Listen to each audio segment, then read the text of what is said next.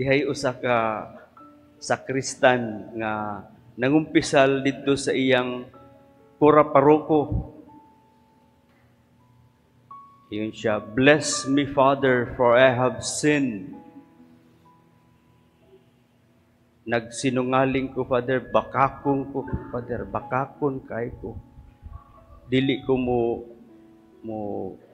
tuman usahay sa sugo sa akong ginikanan.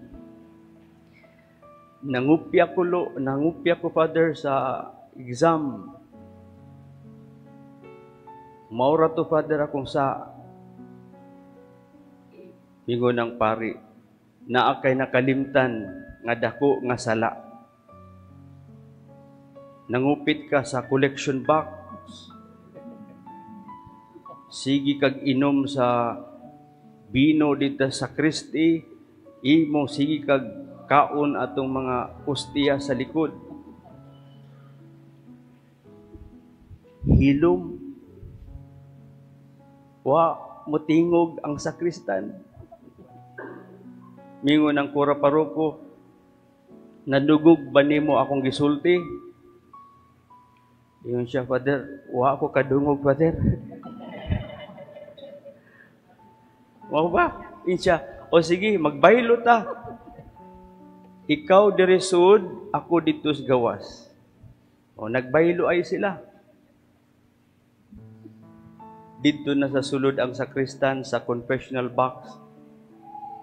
Ningon ang sakristan, "Father, nganong wala man nimo gihatag sa amo ang sick leave namo, living allowance, wala minimo kuhaig SSS." Hilom na pod. Oy, hilom.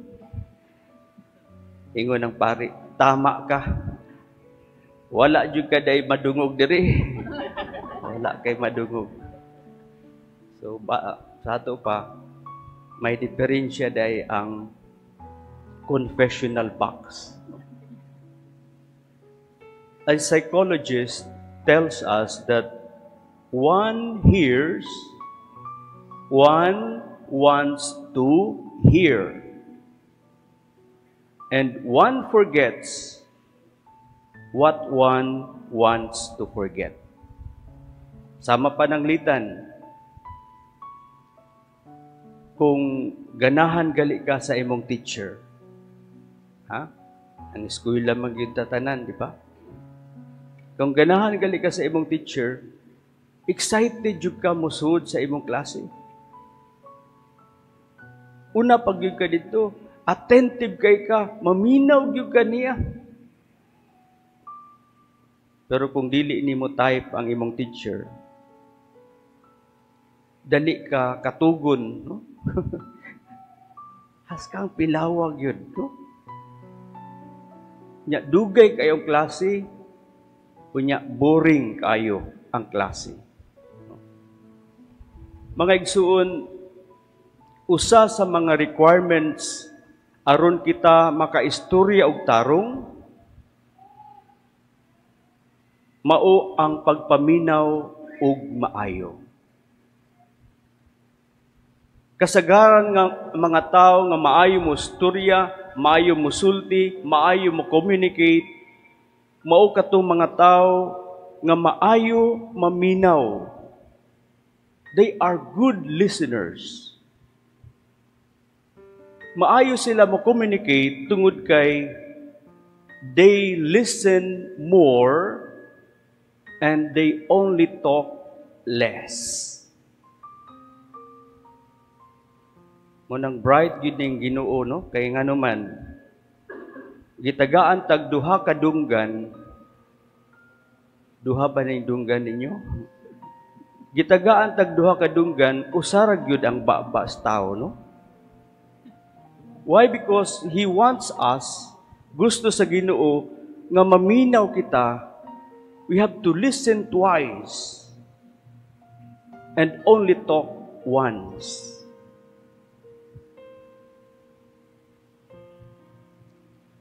We are meant to engage in listening and understanding.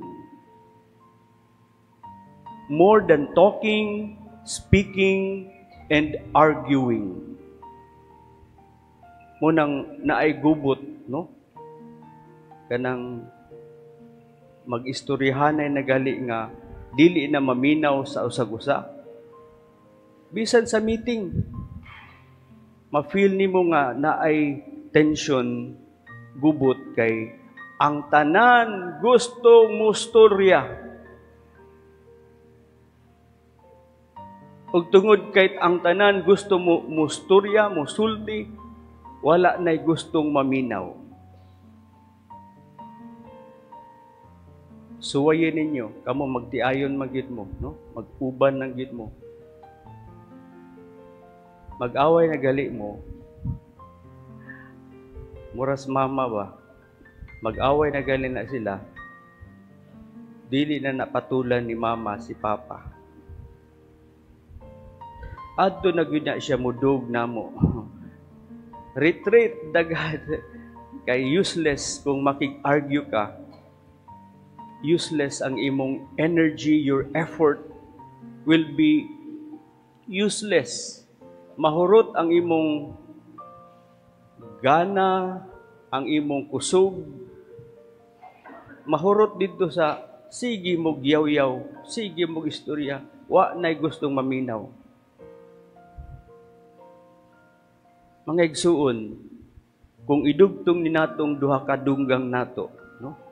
So wayin yung dugtong ng dunggan ninyong duha.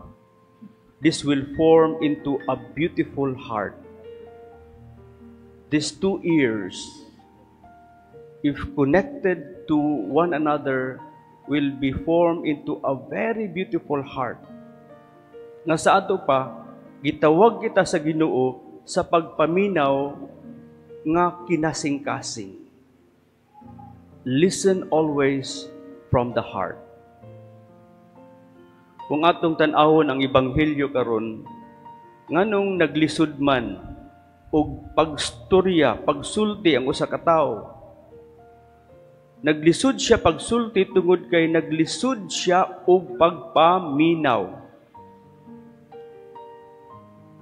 Ug naay nakabara diha sa iyang pagpaminaw, mo nang naglisod siya pagsulti, naglisod siya pag-istorya, there is something that blocks sa iyang pagpaminaw.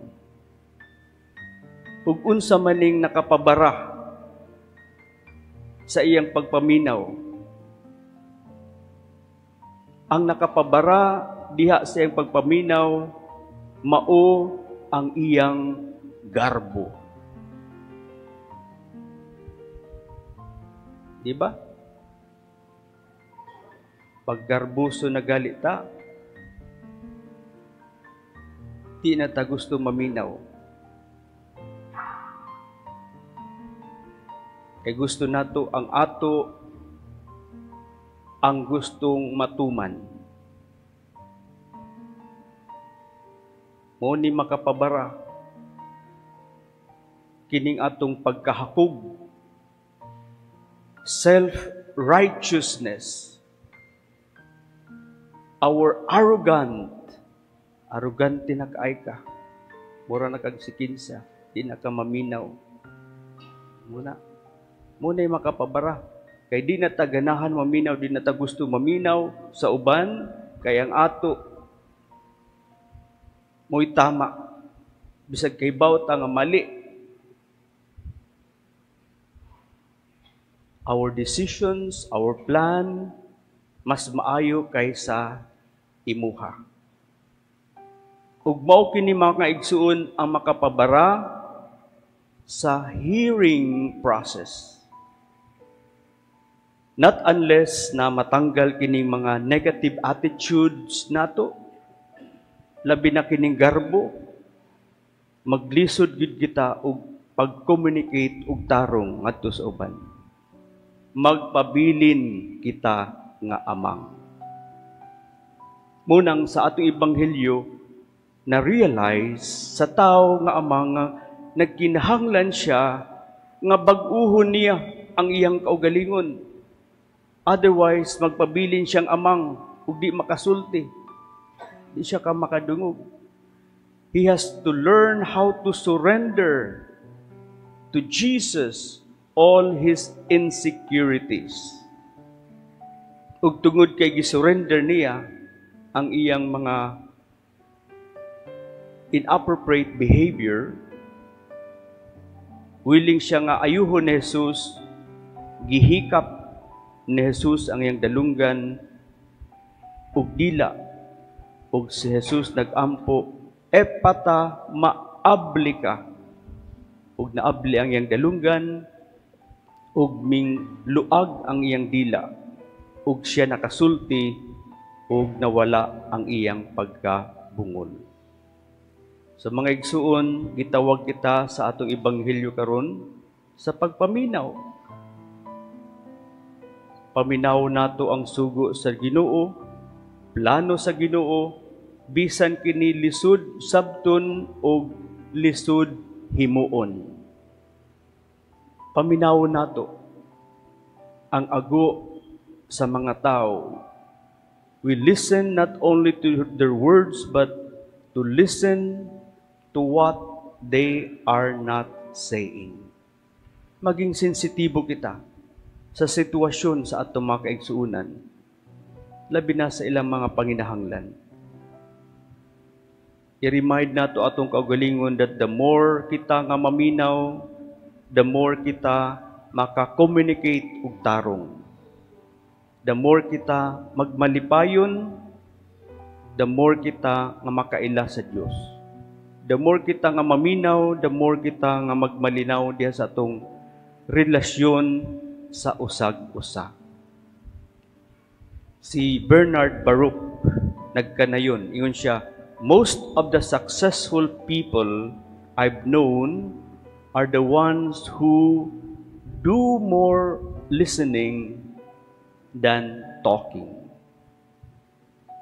They do more listening more than talking.